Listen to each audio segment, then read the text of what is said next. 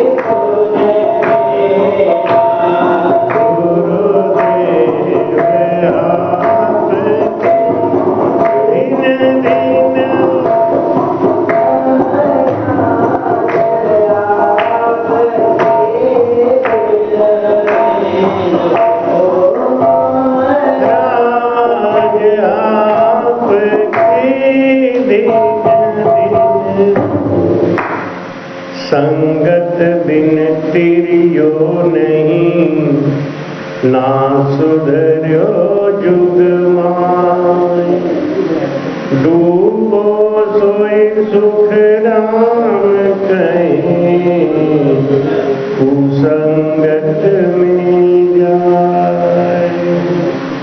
बोलो राम। संगत बिन पिरियो नहीं ना सुधर्यो जुग माय। आज तक संसार में संगत पाके सुधर गया है जीव और कुसंग से बिगड़ गया। महाराज कहते हैं कि ये कुसंग ऐसा है, कुसंग का पानी लगता है तो वहां जो बीज है पहले का दबा हुआ वो अंकुरित हो जाता है। रामायण में तुलसीदास जी एक साखी लिखते हैं, बड़ा प्यारा साखी है।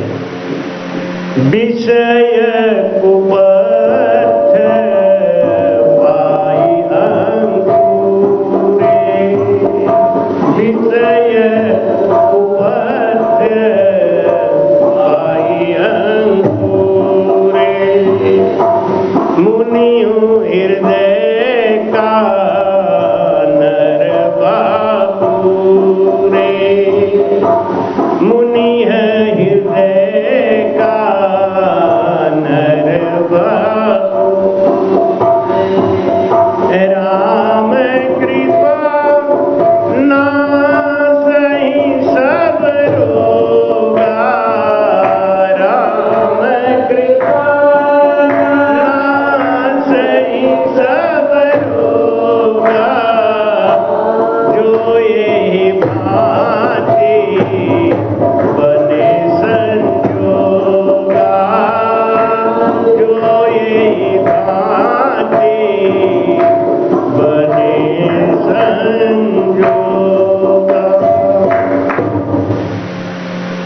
विषय कुपथ्य पाई अंकुरे। कुसंग मिलने से हमारे हृदय के अंदर जो दबी हुई थी वासनाएं वो प्रकट हो गई। और महाराज ये कह रहे हैं कि आदमी की तो बात छोड़ो, बड़े बड़े ऋषि और मुनि भी कुसंग से बिगड़ गए।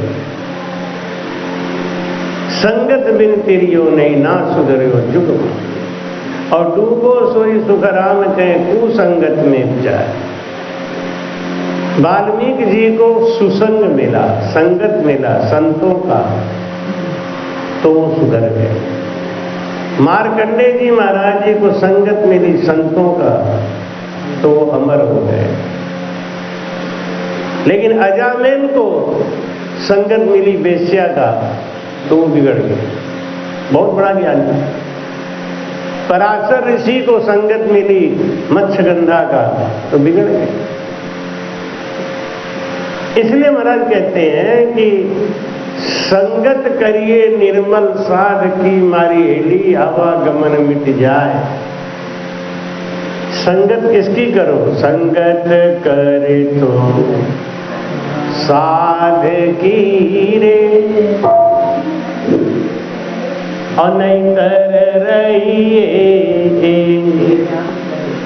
सागट सुमुख बोले तारे, क्रोध बने अरुधेक भजो तो राम भजी जोरे, हरि बिन दूर तजी जोरे। संगत करे तो साध की, और नहीं कर रहिए एक।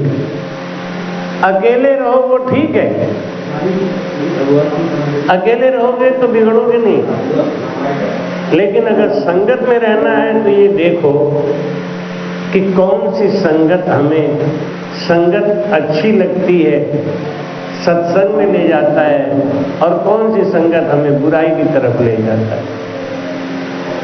करी कुसंग चाहे कुशल तुलसी बड़ा अफसोस। तुलसीदास जी कहते हैं कि कुसंग करके कुशल चाहते हो, ये हो ही नहीं सकता। गलत आदमी का संगत करोगे, काजल की कोठरी में जाओगे तो काली तो लगनी लगी। ऐसे कुसंग करोगे तो बिगड़ना ही बिगड़ना है। कोई कितना भी कहे कि हम तो अपने ऊपर बड़ा घमंड रखते हैं, बड़ा कंट्रोल रखते हैं, नहीं, ये कुसंग बिगाड़ता ही है। चंदन बनी जड़ जान, परस चंदन बन हुआ। चंदन का पेड़ होता है ना, उसके पास में आम का, नीम का कोई भी पेड़ आप लगा दो तो वो अपनी खुशबू उसको दे देता है। नीम के अंदर भी चंदन की खुशबू आ जाती है। चंदन बनी जड़ जान, परस चंदन बन हुआ। अमृत पियो अजान, करे संजीवनी हुआ। अमृत पी लो तो मरा हुआ आदमी भी जिंदा हो जाए। पारस परसता, पारस परसता जड़ कंचन हुए जाए। कामधेनु कल, पारस का संग करके लोहा, दोनों जड़ है। पारस भी जड़ है, लोहा भी जड़ है, लेकिन इनको भी अगर मिला दो, इनमें भी देखो, कहते हैं चेतन में कितना गुण होगा जब जड़ में इतना गुण है। पारस पत्थर को लोहे से छुआ दो तो लोहा सोना बन जाता है। जड़ है तो चेतन के साथ रहेंगे तो हमारा गुण नहीं बदलेगा क्या?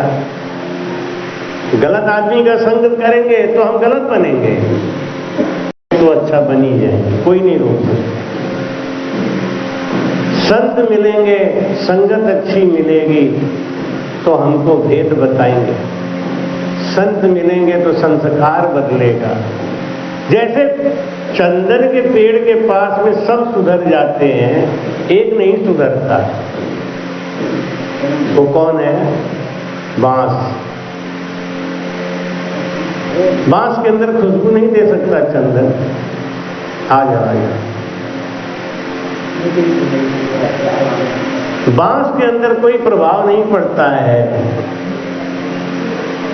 लेकिन सबके अंदर प्रभाव पड़ता है। ऐसे जो बांस की वृत्ति के लोग हैं ना, उनको संगत का कोई असर नहीं पड़ा। देखो हमारी सुशीला कहां से चली आई बेचारी भागते हुए, कल आगे खोज खाज के लौट गई, वापस मिले ही नहीं है। महाराज क्या समझा रहे हैं कि जैसे जड़ के पास रहने से भी हमारे अंदर परिवर्तन आता है, जड़ता आती है, गुण बदलता है, ऐसे ही संत के संग रहने से हमारा गुण बदलता है। मैं कहते मैं बिगड़ा हूँ राम दुहाई, मैं बिगड़ा।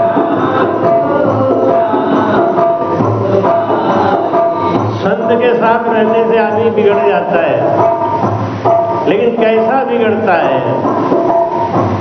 मैं बिगड़ा हूँ राम दुहाई, मैं बिगड़ा हूँ राम दुहाई, तुम मत बिगड़ो मेरा भाई, तुम मत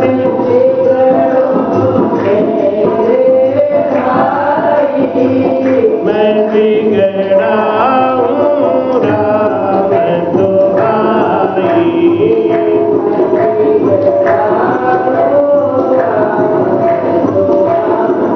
अगर आप संगत में जाते हैं तो आपका पड़ोसी कहते हैं कि ये तो बिगड़ गया, लेकिन अगर ऐसा बिगड़ना है तो अच्छी बात है या बुरी बात है, ये तो सोचने वाली बात है। मैं बिगड़ा हूँ, कैसे बिगड़ा हूँ? चंदन के संग कागज बिगड़ा,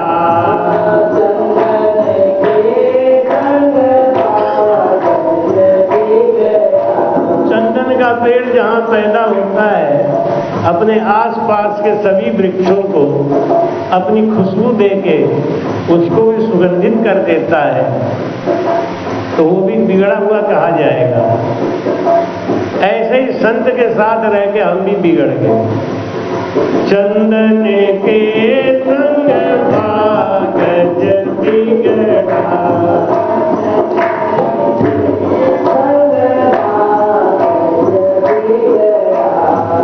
बिगड़ बिगड़ सोई चंदन होई, बिगड़ चंदन होई, मैं बिगड़ राम दुहाई, मैं बिगड़।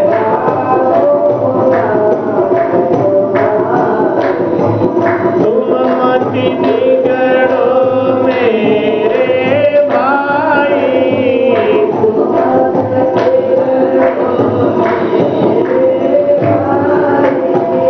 मैं बिगड़ा हूँ राम दुहाई।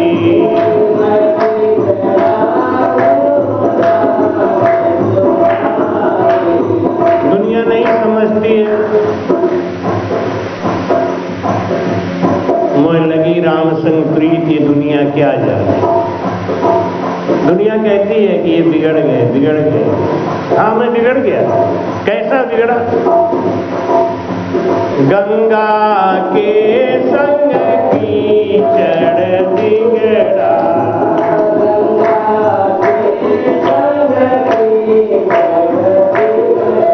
पहले मैं कीचड़ था, कीचड़,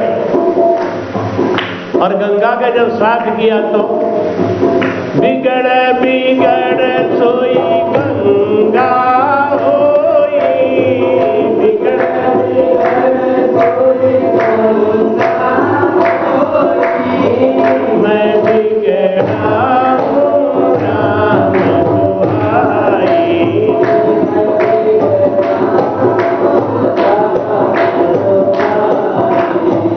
तुम मत बिगड़ो मेरे भाई, तुम मत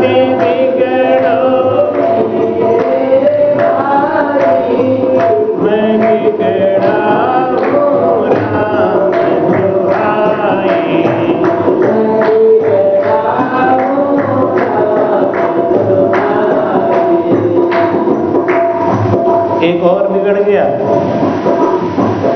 पारस पत्थर के साथ मिलके लोहा बिगड़ गया।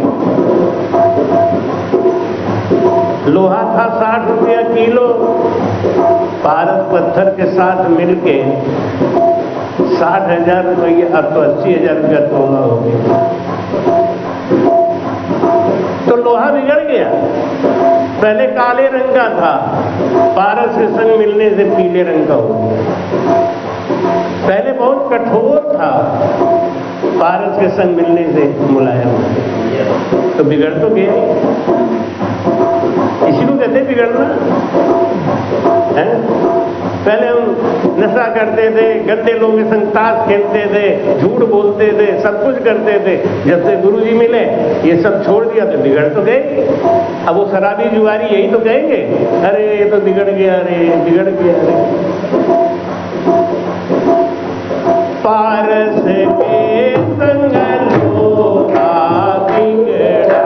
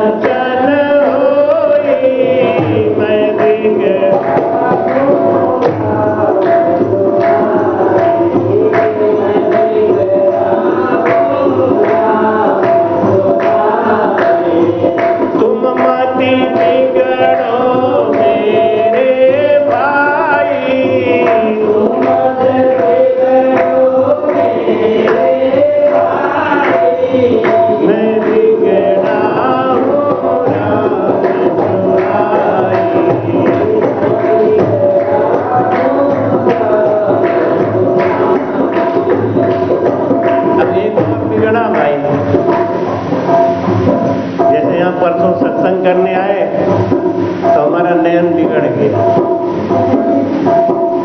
एक ये भी बिगड़ा है परसों से। अभी तक तो ऐसे ही टीवी सिनेमा मोबाइल देखते देखते सो जाता था। अब गुरुजी ने बिगाड़ दिया, कह दिया बिना भजन के सोएगा नहीं। और सो के उठते ही पहले बेड टी, उसका नाम है बेड टी, मांगता होगा, कुछ खाता होगा, पीता होगा। अभी गुरुजी ने बिगाड़ दिया, कह दिया सो के उठते पहले भजन किया। सतगुरु के संग मेला बिगड़ा, सतगुरु के संग मेला बिगड़ा, बिगड़ बिगड़ सोई संता होई, बिगड़ बिगड़ सोई संता होई, मैं बिगड़ा हूँ राम। अगर ऐसा बिगड़ना है तो,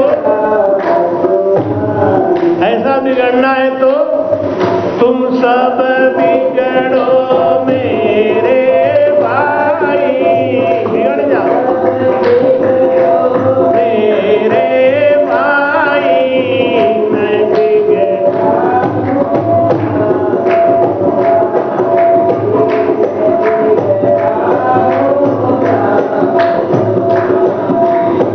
तुम सब बिगड़ो मेरे भाई,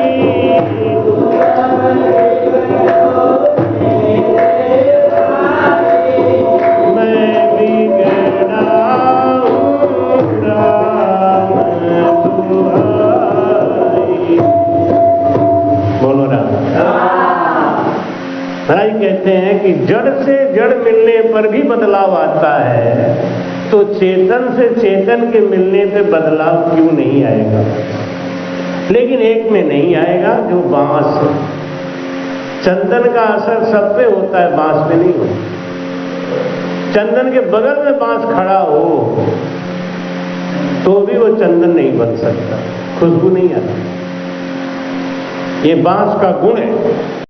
ऐसे ही बांस के स्वभाव वाले आदमी को कहते हैं, चाहे जितना दो उपदेश मूर्ख को ज्ञान नहीं लागे, ज्ञान नहीं लागे मूर्ख का ध्यान नहीं लागे, चाहे जितना दो उपदेश मूर्ख का ज्ञान नहीं लागे।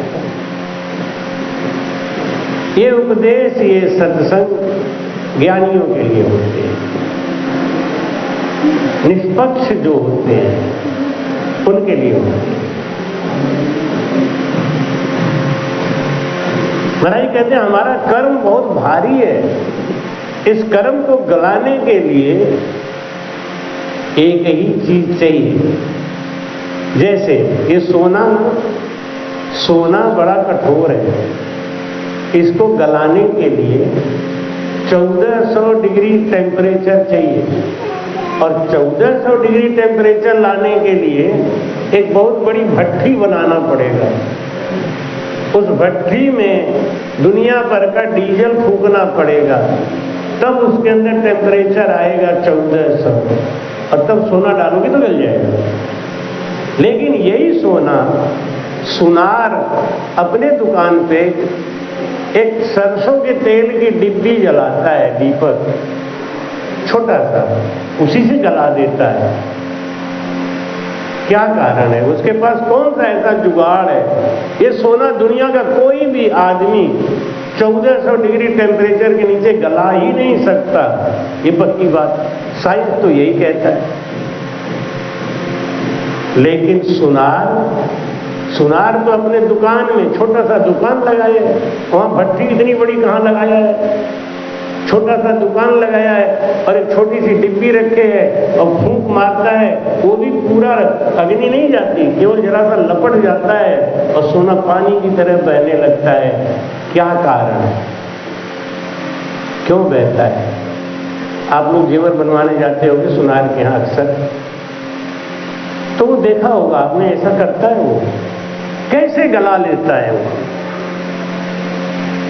भाई क्या कहते हैं? सोर शिला सिंह सबद कर्म कुंजर उठ भागे, गरुड़ पाख पलंग बाज सुनता तन त्यागे, नाग निवण मुख नाम सुधा किसको गुण जारे, पाप रूप पाखान नाम नौका जिम तारे, बड़ी रसायन नाम निधि जड़ी जुगत सु जोर ले, सुख रामदास सोगी सबद कर्म कनक सहजागले।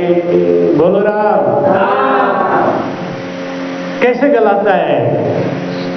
महाराज कहते सुखराम दास सोगी सबद, उसके डिब्बी में एक सुहागा पाउडर होता है।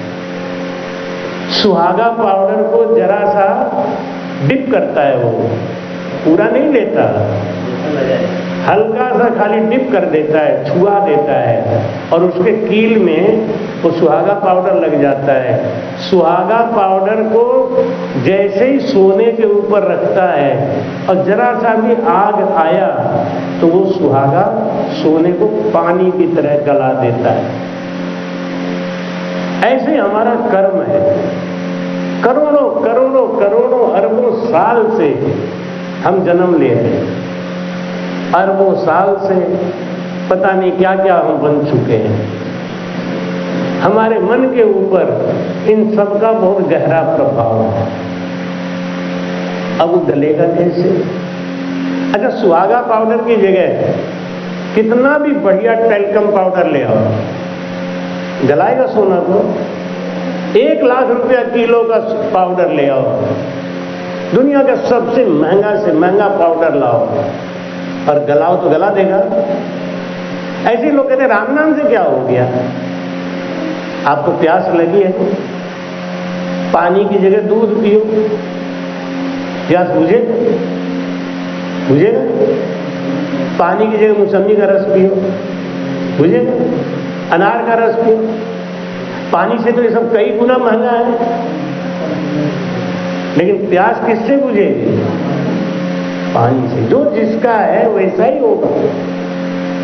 सोर शिला सिंह सबद, हमारा कर्म एकदम पत्थर के समान है, और उसको तोड़ने के लिए, उसको खत्म करने के लिए राम नाम ही चाहिए। इसके अलावा अगर आप जिद करो, हनुमान चालीसा में एक जगह लिखा है कि राम रसायन इनके पासा, सदा रहे रघुपति हम हाई स्कूल तक हनुमान जी के बहुत बड़े पुजारी रहे, बहुत पूजा करते थे। अपने गांव के मंदिर में हर शनिवार को ढोलक लेके बैठ जाते और खंजरी लेके और कीर्तन करते, हनुमान चालीसा पढ़ते। लेकिन जब गुरु ज्ञान अंदर आया तो उनको भी भैया कह के हमने अलग कर दिया। क्यों? हनुमान जी राम जी के भगत हैं, हम भी राम जी के भगत हैं, तो राम जी के दोनों भगत गुरु भाई हो गए कि नहीं? तो अब मैं उनको प्रणाम भी करता हूँ तो गुरु भाई समझ के करता हूँ। भैया राम राम, हमारा भी ध्यान रखना, बड़े भैया आप हो, छोटा मैं हूँ। तुम भी राम राम करते हो, हम भी राम राम करते हो। Be practical. आदमी को भावनाओं में नहीं बहना चाहिए, ये भावनाएं बड़ी खतरनाक होती है। बी प्रैक्टिकल, प्रैक्टिकल बनो, बात को समझो। अगर कोई चीज सत्य लगती है तो स्वीकार करो और नहीं तो मत करो। करना क्यों चाहिए? अभी मैं मानसिक जाप बहुत ऊंची स्थिति है। राम राम तो शुरुआत है और आपको शुरुआत का ही पता नहीं तो आप मानसिक जाप कर कैसे सकते हो? ये बात उनको लग गई। बात बिल्कुल सही कहा महाराज। बिना क ख ग ए बी सी डी पढ़े पीएचडी कैसे कर सकते हो? और पीएचडी का किताब लेके खाली सर पे नाचो, उससे कोई फर्क नहीं पड़ता।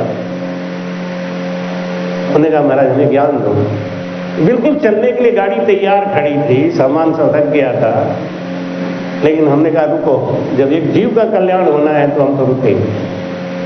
फिर उनको 15 मिनट सत्संग और सुनाया, उनको ज्ञान दिया, बड़े खुश हुए। तो महाराज क्या कहते हैं कि पहले तो ज्ञान को समझो। हमारा कर्म कैसे गलेगा? माला जपने से गलेगा क्या? जैसे पानी में दूध मिला हुआ है या पानी में चीनी मिला हुआ है, इन दोनों को अलग करना है तो कर सकते हैं क्या?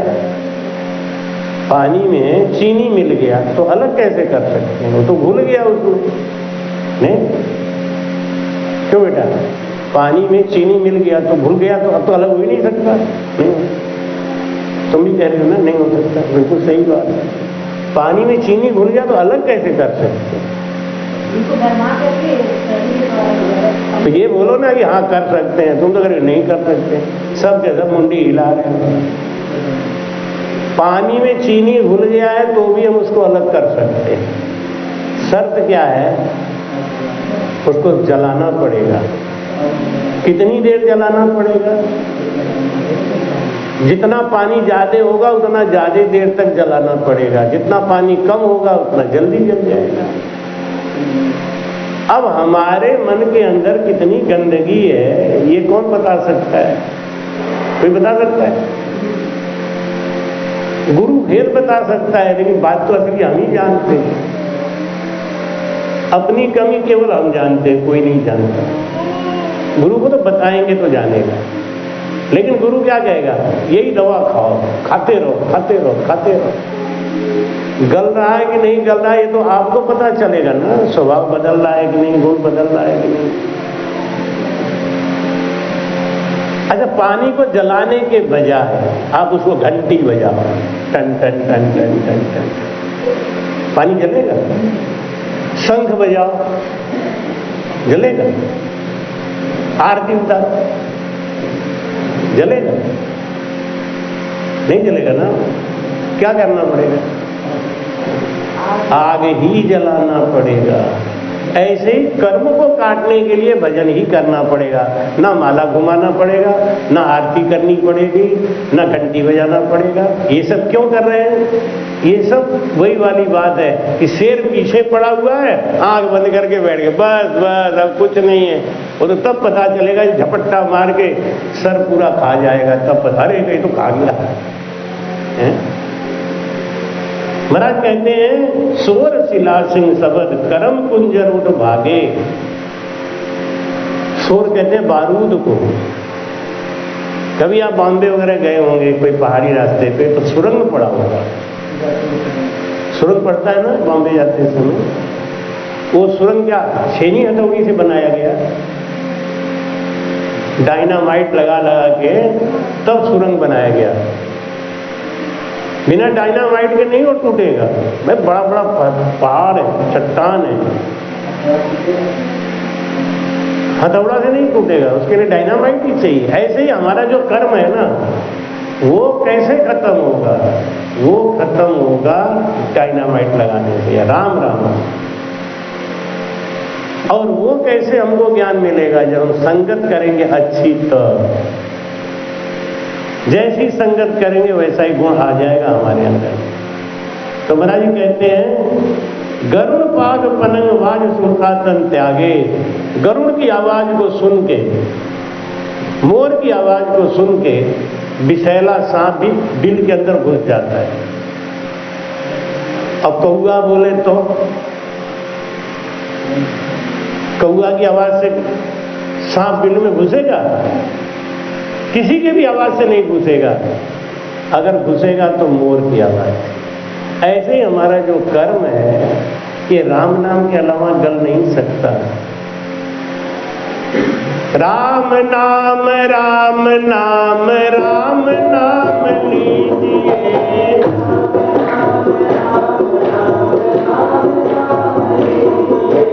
राम नाम रट रट राम रस पीजिए।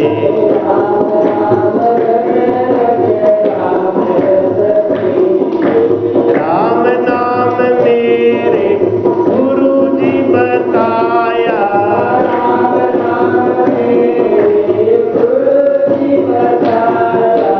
राम नाम मेरे हृदय में समाया।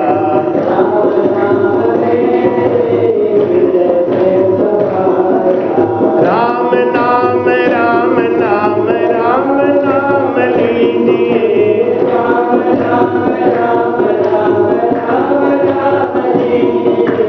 राम नाम रट रट राम रस पीजिए।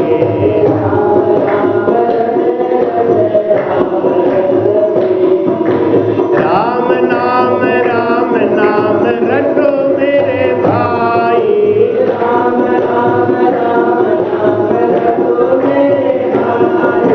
अंत समय तेरी यही है कमाई।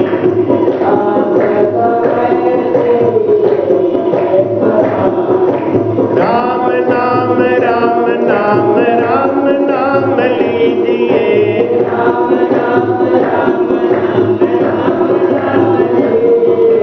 राम नाम रट रट राम रस पीजिए।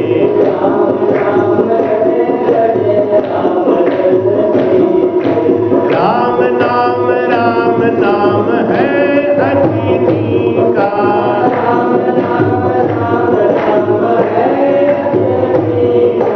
राम नाम सब साधन का टीका।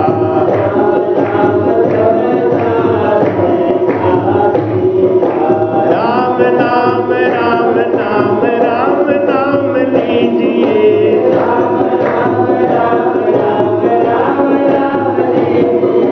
राम नाम रट रट राम रस पीजिए।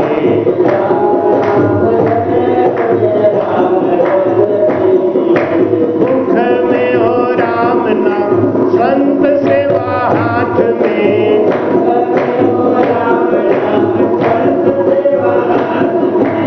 तू अकेला नहीं रे बंदा, राम तेरे साथ में।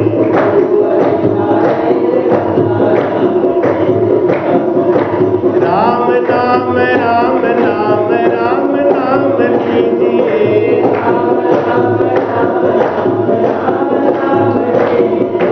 राम नाम रट रट राम रस पीजिए।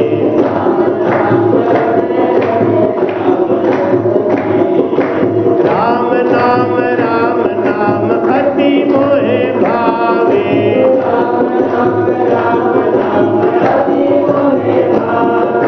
राम नाम सुंदर गावे।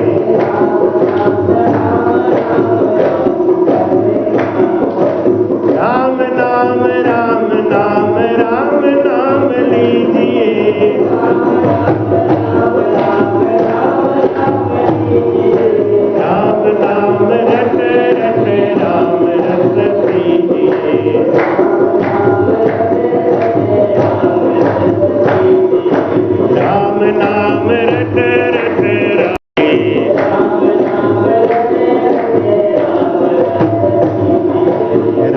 नाम रट रट राम रस पीजिए। राम नाम बहुत बड़ा विज्ञान है, बहुत बड़ा ज्ञान है, लेकिन ये बिना गुरु के फलता नहीं है। कैसे नहीं फलता है इसको समझो। जैसे बबूल का पेड़ है ना, बबूल का पेड़ आप कितना भी बढ़िया खेत को जोत के पानी भर के खाद डाल के फिर जोत के कितना भी अच्छा खेत बना के उसमें बबूल का बीज डाल दो, पैदा नहीं होगा। बबूल का पेड़ पैदा नहीं होगा, कितना भी अच्छा से अच्छा खेत बना दो। बबूल का बीज कैसे पैदा होता है, पीपल का बीज कैसे पैदा होता है। आप लोग देखते हैं बहुत बबूल है, पीपल है, इसका बीज अगर आप इसकी खेती करना चाहो, बीज डालो तो नहीं होगा। कैसे होता है? इसके फली को बकरी खाती है या ऊंट खाता है, कोई भी जानवर खाता है। खाने के बाद जब वो गोबर करता है, उस गोबर में जो बीज निकलता है ना, वो दो पत्थर के बीच में भी गिरे ना तो वहां पे भी पेड़ पैदा हो जाए। पीपल का पेड़ देखो कहां कहां पैदा हो जाता है, वहां बीज कौन लेके जाता है? कबूतर, पक्षी, जो भी उसके बीज को खाते हैं, ऊपर जाके जहां पीट कर देंगे वहीं पैदा हो जाएगा। ऐसे ये राम नाम है। ये राम नाम ऐसे सीख लो। हम गए कहीं संगत में, सीख लिया, महाराज जी ने बचा दिया, हमारे तरफ एक असर नहीं करेगा। ये जब संत देते हैं, एक होते हैं कान फूकने वाले गुरु, जा थारी मारी गुर, तू चेला में गुर, दक्षिणा तू धर, अवतर चाहे मार।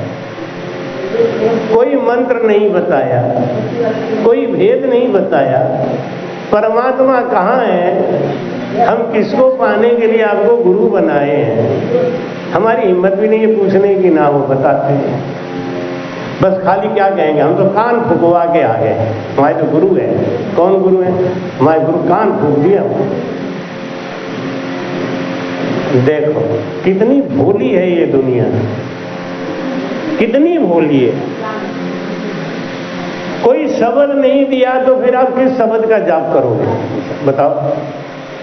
अगर कोई शब्द नहीं दिया और शब्द को रटन करने का भेद नहीं दिया तो आप कौन से विधि से कौन सा ज्ञान करोगे? लेकिन ये दुनिया इसमें भी मस्त है। हमने तो गुरु बना लिए और नाम के लिए गुरु हो जाते हैं। हमने इधर देखा है, बड़ा विचित्र मंडल है हमारे काशी क्षेत्र में, जहाँ एक समय था राम नाम का डंका बजता था, पूरा विश्व यहीं से चला। गुरु भक्ति रामानंद लाए, प्रगट करी कबीर। इतने महान महान संत यहाँ हुए, तुलसीदास जी, कबीर साहब जी, रामानंद जी महाराज, एक से एक बड़े बड़े संत हुए, सब राम भजन किए। लेकिन आज काशी की बड़ी बुरी हालत है, एक भी आदमी राम भजन नहीं करता, राम राम नहीं करता। बल्कि किसी से कहो राम राम, हमारे घर के मरो छोड़ो, तू भाई कि राम राम करे लगला है। राम राम तो मरले पे कहा ला ना। देख कैसे कैसे ज्ञान हो गया है संसार में। महाराज कहते हैं परीक्षित सिमरो 7 दिन, खट दिलीप एक जाम, नामे तो भारी कहो, हल्को कहो सरा। राम नाम की ऐसी चिंतामणि है, ऐसी चिंतामणि है, जिसको निज नाम की जागृति हो गई, और अगर कह दे कि तू भारी हो जा तो वो भारी हो जाएगा, कह दे तू हल्का हो जा तो हल्का हो जाए। ये राम नाम में पराक्रम है। लेकिन जब जबान सिद्ध हो तब ना।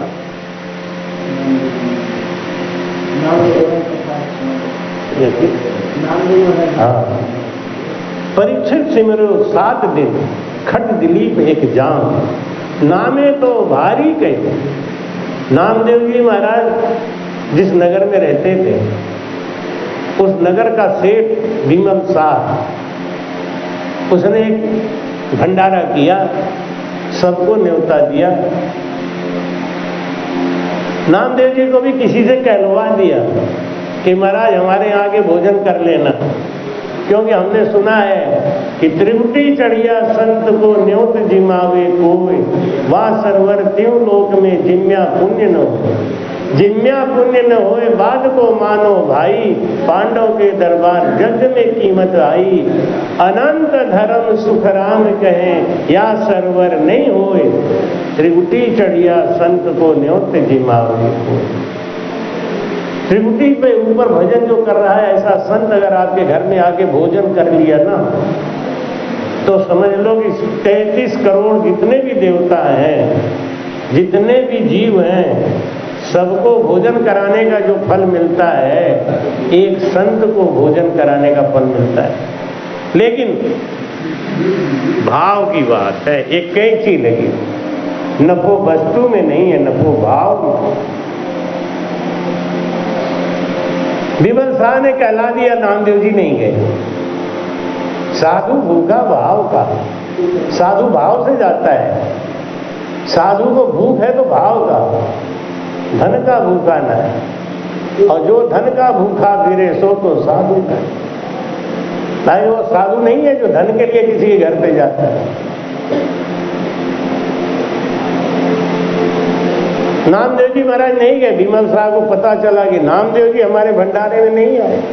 बड़ा गुस्सा हुआ। मैं नगर सेठ जमींदार और मेरे घर पे वो खाना खाने नहीं आए। जाके विमल शाह ने कहा नामदेव जी से कि महाराज आपको मैंने बुलाया था, निमंत्रण दिया था, आप भोजन करने क्यों नहीं आए? नामदेव जी ने कहा कि अब ये कैसे कहे तुमने भाव से नहीं बुलाया। उन्होंने कहा कि कोई बात नहीं है, अब भंडारा तो आपका हो ही गया है, तो ऐसा करो थोड़ा सा मुझे परोसा भेज दो। कितना परोसा भेज दूं, कितना खाएंगे आप? अब हमें क्या पता है। तुलसी का एक पत्ता लेके नामदेव जी महाराज उस पे लिखे राम, और धीरे से बोल दिए महाराज भारी हो जाना, भारी हो जाना, बस ये कह के दे दिया। विमल शाह गुस्सा हो गया, उससे मजाक कर रहे हो आप? ये तुलसी के पत्ता के वजन के बराबर खाना खाओगे? कि हाँ इतना ही खाऊंगा।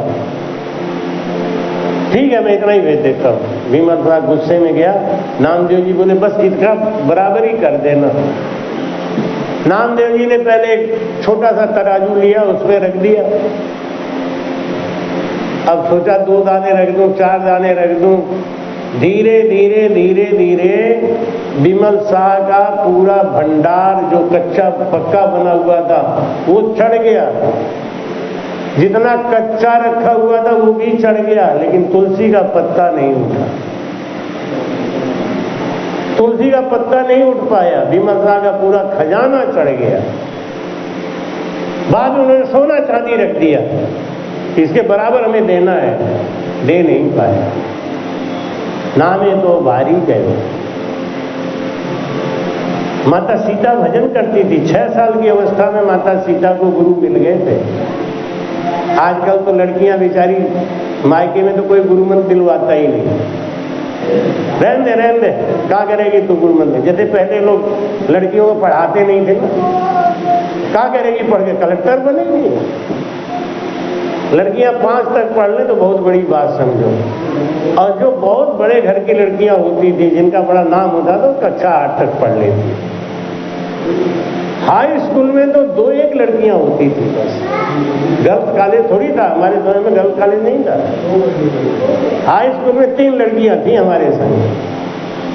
ऐसे ही बड़े बड़े क्लास में 1-2 हो जाती थी। बाकी तो जैसे लड़कियों को पढ़ने नहीं देते थे, ऐसे ही आजकल लड़कियों को गुरु नहीं बनाने देते।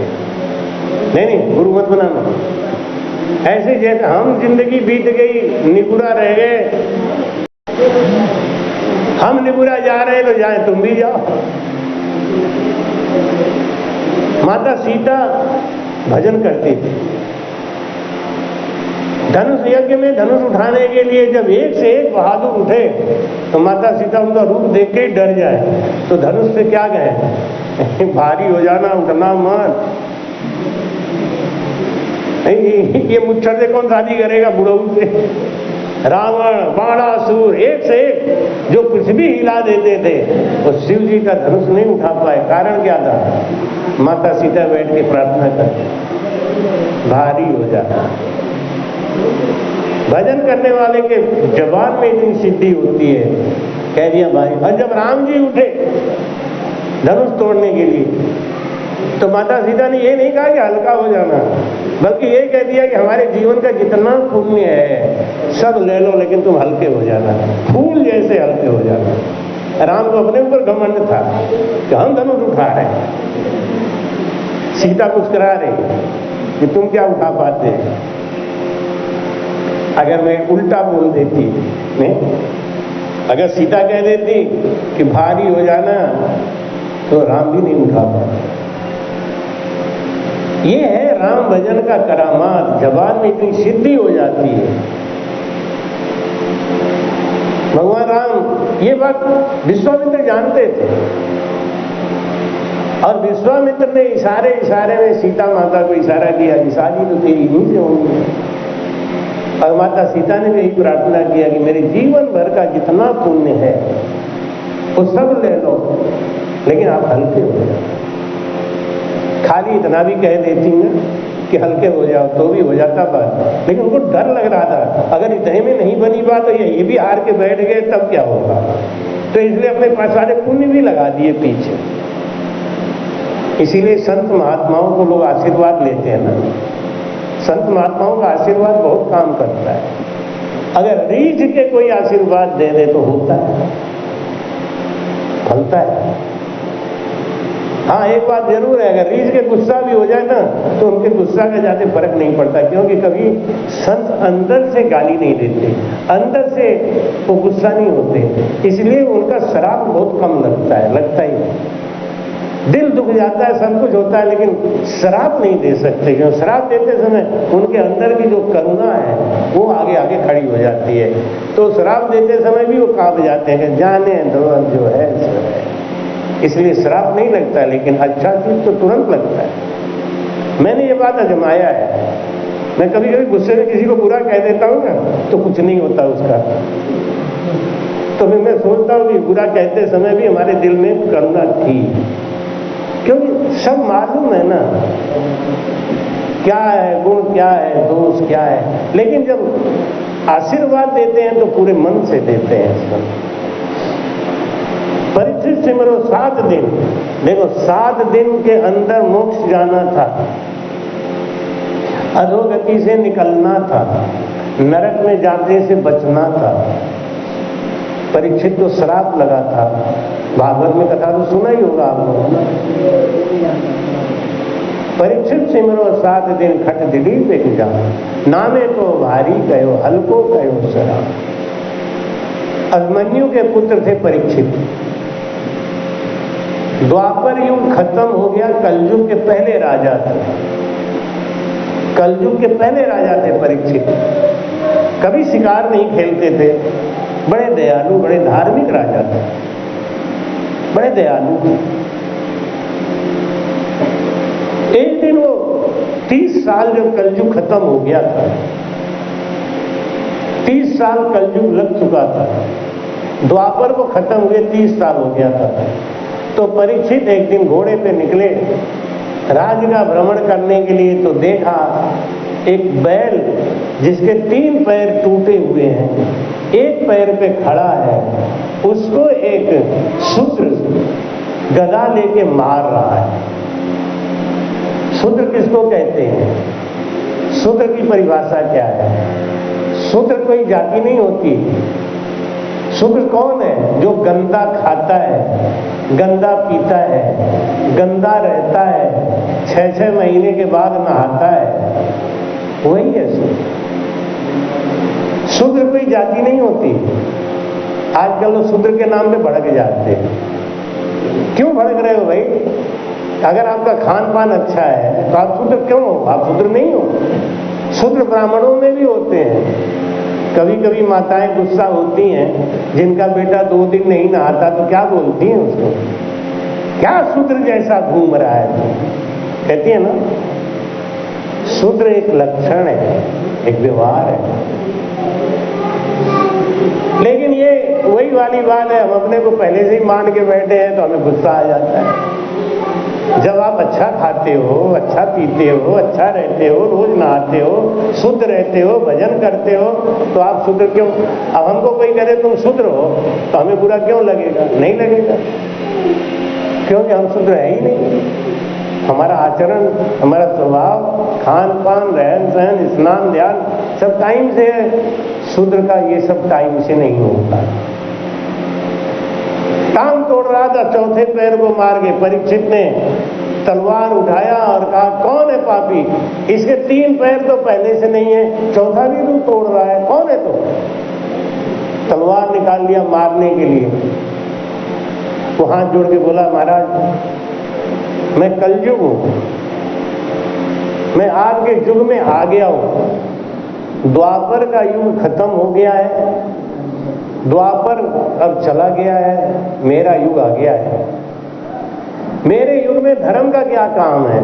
ये बैल है ना, ये धर्म है। सतयुग में इसके 4 चरण थे, सत्य, तप, दया, दान। ये 4 चरण थे सतयुग में धर्म के। जब सतयुग खत्म हुआ तो एक चरण टूट गया। त्रेता में 3 चरण रह गए, तप, दया और दान।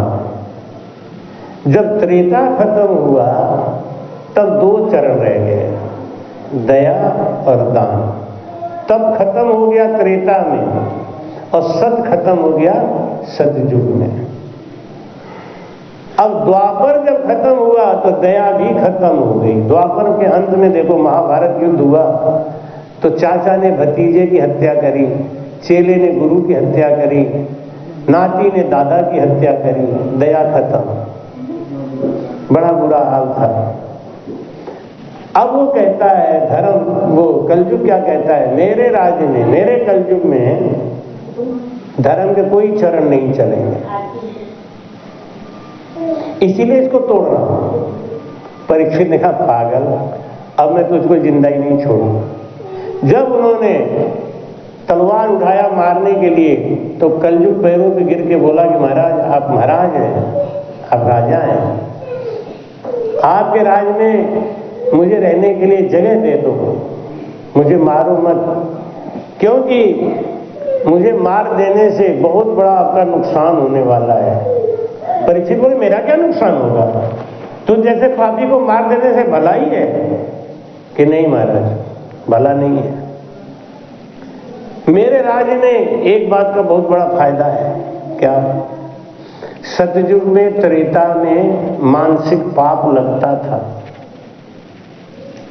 हमारे युग में मानसिक पाप नहीं लगेगा, लेकिन एक फायदा ये है मानसिक पुण्य लगेगा। कलयुग ने परीक्षित से कहा कि और युगों में तो मानसिक पाप लग जाता था, जैसे आपने मन में सोच लिया कि अगर मौका मिलता ना तो मैं तो इनका गला दबा के इनकी सारी प्रॉपर्टी हड़प लेता, ये पाप लग गया। आप दबाओ चाहे मत दबाओ, लग गया, सोच लिया तो लग गया। सतयुग में, त्रेता में, कलयुग में नहीं लगता, चाहे तुम खूब सोचो। कलयुग बोला कि जब तक हमारे युग में जब तक कोई गला दबा ही नहीं देगा तब तक पाप नहीं रहेगा, उसके पहले खूब सोचते हो। लेकिन इसका उल्टा एक और चीज है, क्या? कलयुग कहता है हमारे युग में मनसा पुण्य मिलता है। जैसे किसी के पास पैसा नहीं है और उसके मन में भी आता है कि भगवान मुझे भी पैसा देते ना, तो इन्होंने तो 3 दिन की कराई, मैं तो 5 दिन की संगत कराती। ऐसा मन में भाव आते ही आपको 5 दिन का संगत का फल मिल जाएगा। आप बाथरूम में नहाते हो ना, तो बाथरूम में नहाते समय गंगा जी का जो पानी, वो टब का जो पानी है, उसको टब का पानी मत समझो, उसको समझो गंगा जी का पानी है। आंख बंद कर लो, देखो ये सब पुण्य कमाने का तरीका सिखा रहा हूं। आंख बंद करके और उसमें मग्गा डालो और नहाओ, तो सोचो हर की पौड़ी में नहा रहे हैं हम, तो हर की पौड़ी, हर हर गंगा पड़े पतंगा, आपको हरिद्वार वाला फल मिलेगा। ये कलयुग का मनसा पुण्य है। परीक्षित ने कहा तो ठीक मामला है भाई, इसको मारने से तो घाटा ही है। दूसरी बात, सतयुग त्रेता द्वापर में एक आदमी अगर पाप करता था, सतयुग में अगर एक आदमी पाप करता था तो पूरे नगर को नरक में डाल देता था। त्रेता में कोई पाप करता था एक आदमी तो पूरे बस्ती को नरक में डाल देता था। द्वापर में अगर एक आदमी पाप करता था तो पूरे खानदान को, पूरे परिवार को नरक में डाल देता था। लेकिन मेरे समय पे आपको बताऊं फायदा क्या है। कलयुग में एक आदमी अगर पाप करेगा तो केवल वही भुगतेगा, दूसरा नहीं। मैं दूसरे को नहीं भुगताता।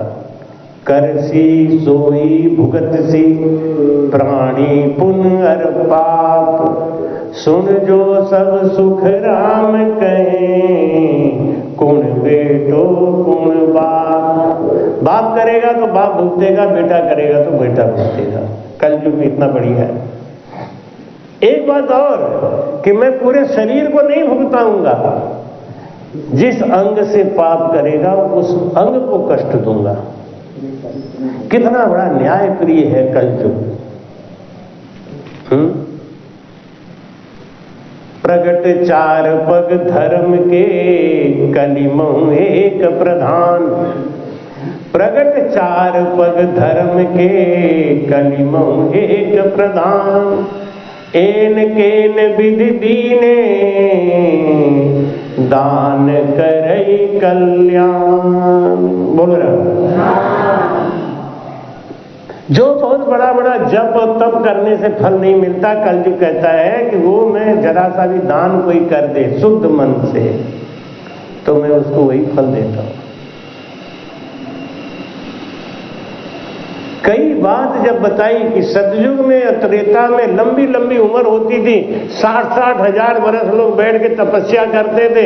मेरे समय में 100 साल से ज्यादा किसी की उम्र नहीं होगी। इसलिए मैंने एक सुविधा दे दी है कि एक घड़ी आधी घड़ी, आधिव में पुनिहात। तुलसी संगत साधकी, हरे कोट अपराध। सतसंगत अमर जड़ी है, सतसंगत अमर। जिनको लाभ मिला सत्संग में, जिनको लाभ मिला सत्संग में, उनको खबर पड़ी है। सत्संगत अमर जड़ी है।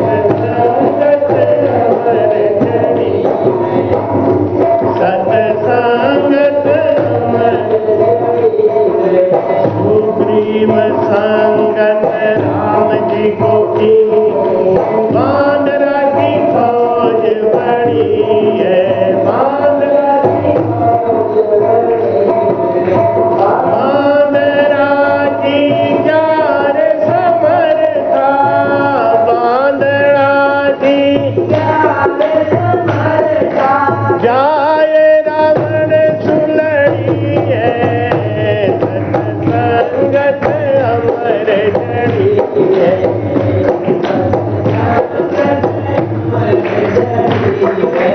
इनको लाभ मिला सत्संग में, इनको लाभ मिला सत्संग में, उनको खबर पड़ी है सत्संगत अमर जड़ी है।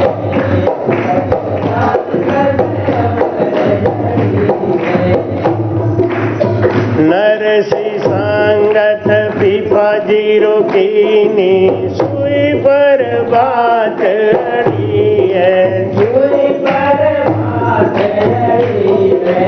56 करोड़ को भरो रे मायरो, 56 आयो आप हरि है, सत्संगत अमर जड़ी है।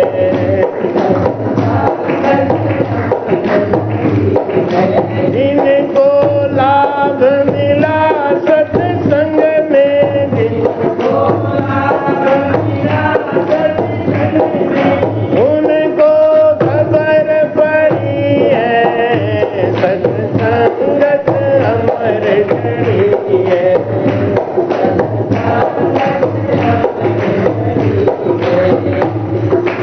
लोहा संगत काठ को कीनी, जल पर जहाज तरी है, जल पर जहाज कहत कबीर सुनो भाई साधो, कहत कबीर सुनो भाई साधो, ये तो बात खरी है सत्संगत अमर जड़ी है, सत्संगत अमर जड़ी। जिनको लाभ मिला सत्संग में, जिनको लाभ मिला उनको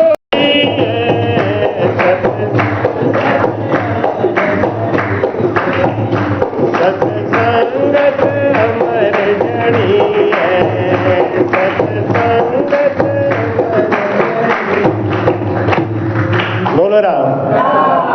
सत्संगत अमर जड़ी है, लेकिन सबके लिए नहीं। एक किलनी होती है ना, गाय के थन में लगी होती है, देखा है? गाय के थन में जो किलनी लगी होती है, देखा है? सफेद रंग की होती है। गाय के थन में जहां दूध भरा हुआ है वहां लगी रहती है किलनी, लेकिन वो दूध नहीं पीती, खून पीती। दूध के भंडार में लगी हुई है लेकिन खून पीती है।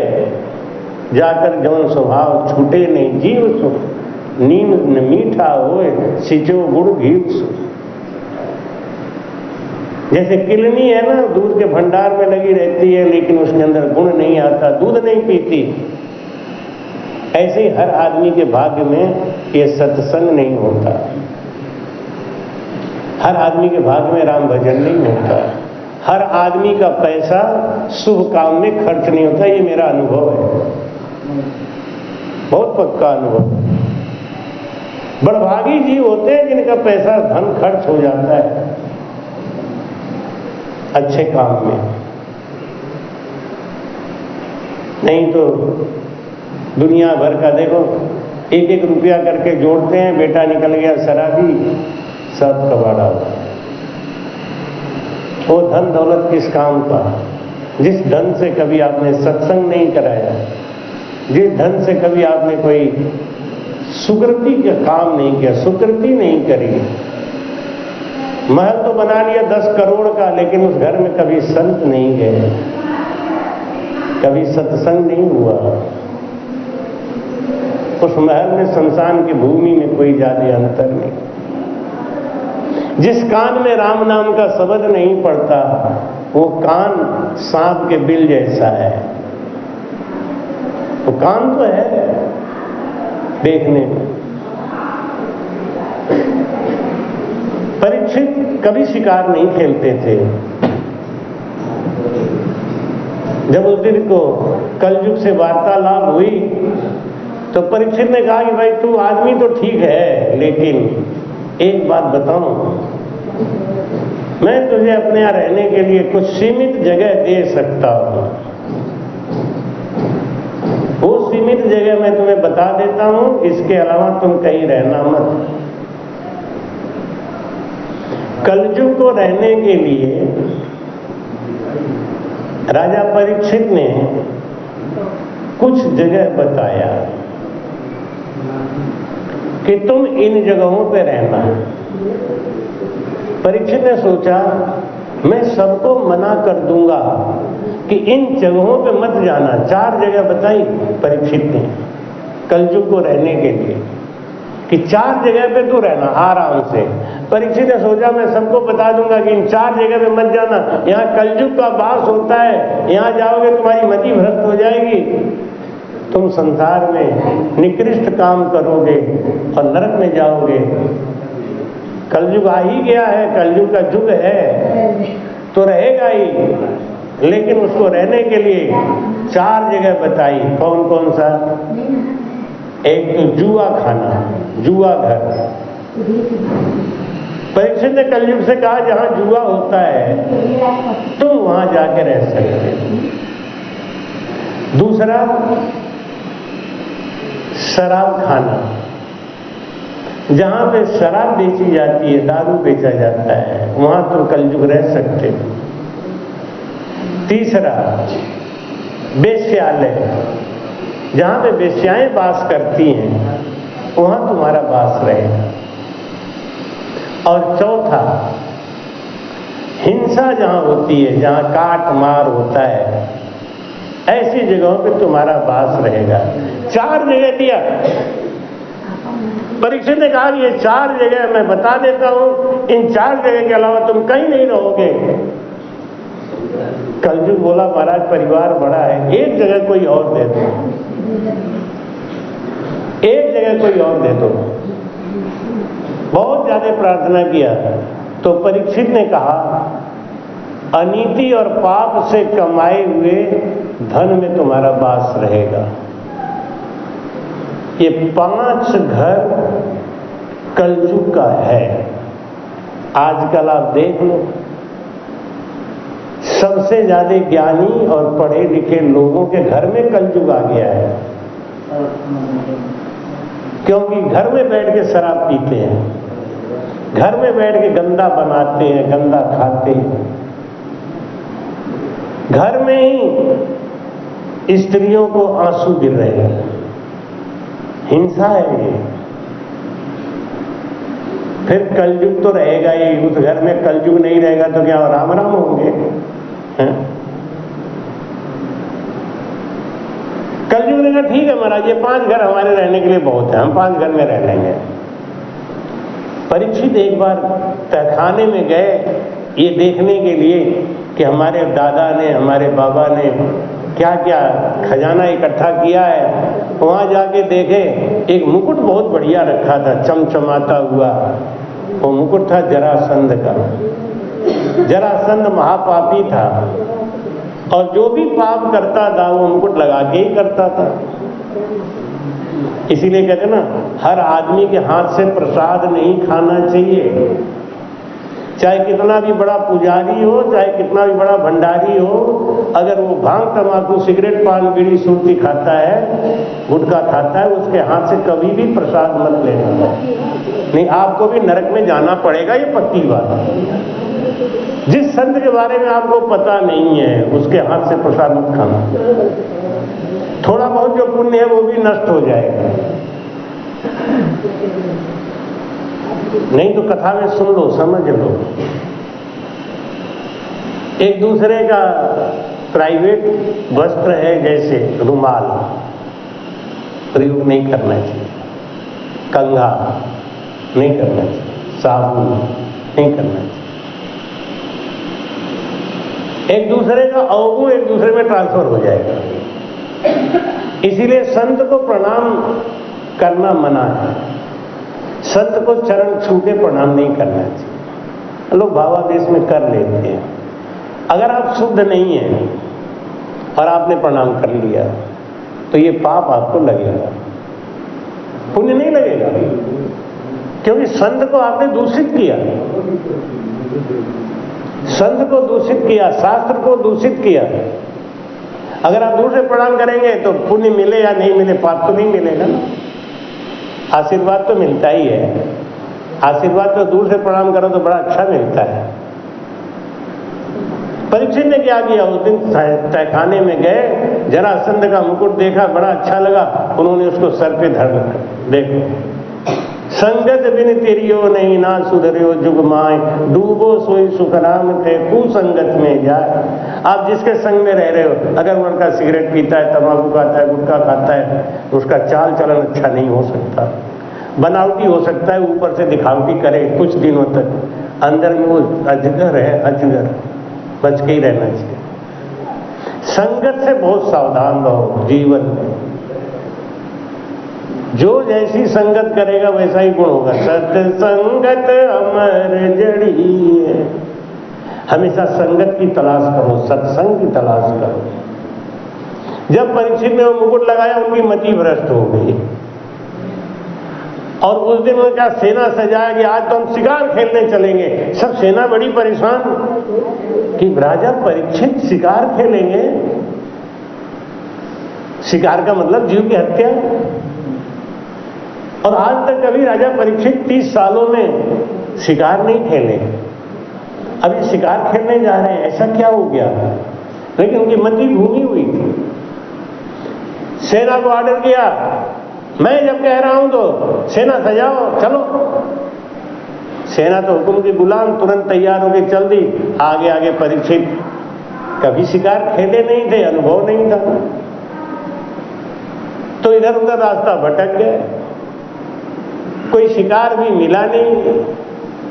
जो पक्के शिकारी होते हैं उनको पता होता है किस रास्ते में चलूं, कहां शेर मिलेंगे, कहां हिरन मिलेंगे, कहां बाघ मिलेंगे। अब वो पहली बार शिकार खेल रहे हैं, कुछ पता तो था नहीं, रास्ता भटक गए, भूख प्यास से व्याकुल हो गए। एक मुनि दिखाई दे गए, झोपड़ी लगाए बैठे, राम राम। परीक्षित को भूख भी लगी थी, प्यास भी लगा था। भूख से मर्यादा जाए, भूखा आदमी मर्यादा नहीं देखता, प्यासा आदमी मर्यादा नहीं देखता। जब भूख बहुत तेजी से लगी हो तो आदमी कूड़े में से पूरी खींच के खा लेता है। महाराज, मैंने अपनी आंखों से देखा है, 2 छोटे छोटे बच्चे घूरे में से ऐसे गिन के जो पूरी के टुकड़े निकलते थे वो खा रहे थे। भूख मर्यादा को नहीं देखती। ये जो आतंकवादी बनाए जाते हैं ना, इनको पहले भूखों से तड़पाया जाता है, फिर उनको आतंकवादी बनाते हैं, भूख से व्याकुल हो जाते हैं।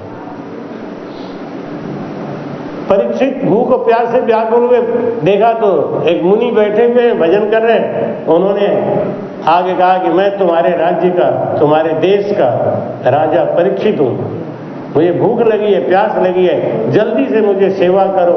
भूख के लिए अन्न लाओ, पानी लाओ, प्यास के लिए। वो तो बैठ के भजन कर रहे हैं। भूखा आदमी, प्यासा आदमी, गुस्सा भी जल्दी आता है, क्रोध आ गया। ऊपर से वो जरासंध का मुकुट पापी का वो प्रभाव दिखा रहा था। परीक्षित को बहुत गुस्सा आई। उसने वहीं एक दूर सांप मरा पड़ा था, उसको उठा के गर्दन में डाल दिया। ले, सोचा कि ये नाटक कर रहे हैं तो सांप को देखते ही उठेंगे तो मैं इनको बताऊंगा कि मैं कब से चिल्ला रहा हूं, तुम भोजन पानी के लिए नहीं उठे, और सांप को देखते उठ गए। लेकिन वो तो भजन में लीन थे।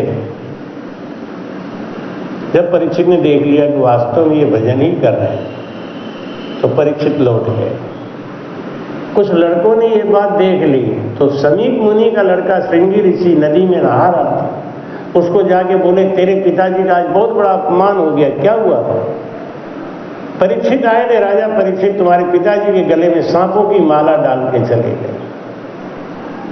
श्रृंगी ऋषि ने वही जल में ही गंगा जल लिया और कहा, अगर मैंने तन मन वचन से अपने पिता की सेवा करी है, मैं पितृभक्त हूं, तो मैं श्राप देता हूं, आज के 7 दिन के बाद परीक्षित को सांप काटेगा, वो मरेगा।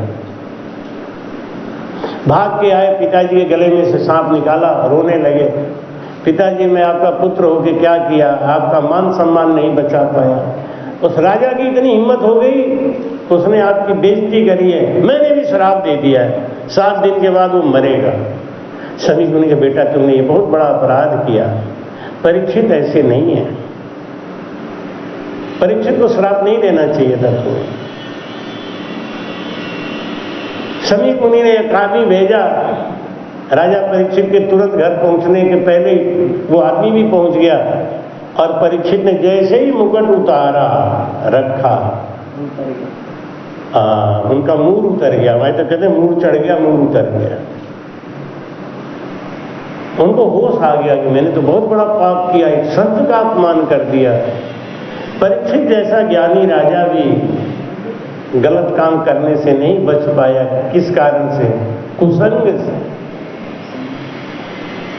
पाप हो ही गया उससे। ये कुसंग बहुत बुरी चीज है, मिलेगी तो पाप करा ही दे। उसी समय आगे उसने कहा पंडित ने कि महाराज आपको सिंगी ऋषि ने श्राप दे दिया है, अपने बचने का कोई उपाय खोजो। आप 7 दिन के बाद आपको सांप काटेगा, आप मरोगे। सर्प काटने से मरेगा इसलिए आप नरक में जाओगे, ब्राह्मण के श्राप से मरोगे इसलिए आप घोर नरक में जाओगे। आपका कई जन्मों तक उद्धार होगा ही नहीं। परीक्षित बोले सही बात कह रहे, मैंने कर्म ही ऐसे किए हैं, मेरा फल ऐसा ही होगा। राजपाट अपने बेटे जन्मेजय को दे दिया और आके गंगा के किनारे बैठ के भजन करने लगे। सब ऋषियों ने जब सुना कि राजा परीक्षित गंगा के किनारे बैठ गए जाके, सारे ऋषि आए। सबसे परीक्षित ने एक ही सवाल किया, अगर आप ऋषि हो, ज्ञानी हो, तो 7 दिन के अंदर मेरी मौत होने वाली है, मैं अधोगति और नरक में जाने वाला हूं, बचा सको तो मुझे बचा लो। सब चुप रहे।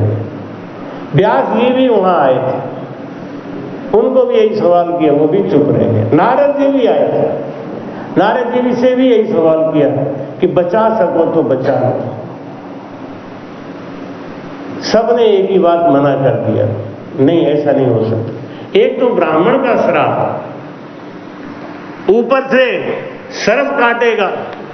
श्राप तो श्राप ही काफी था, सर्प काटने से मरोगे तो अधोगति कोई नहीं बचा सकता। लेकिन रामायण में एक साखी लिखी है, कोटि विप्रवद लागई जेही, शरणे आय तजऊ नहीं ते।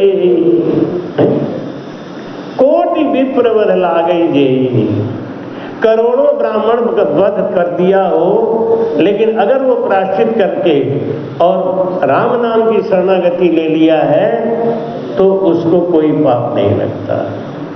एक बार जो राम कहे काटे पाप 1000, किशन दास निस दिन भजे, जाको वारन। बोलो राम राम नाम जप ले, नहीं लागे रुपया।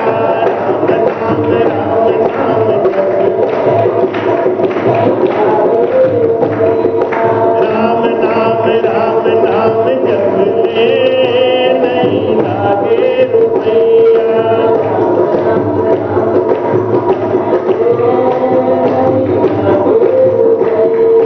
आँख दिया गुरु दर्श करने को,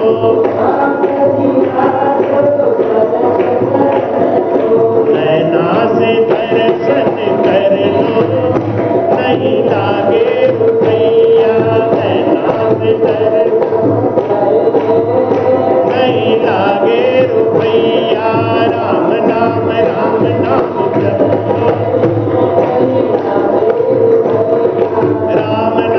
राम नाम जप लो, नहीं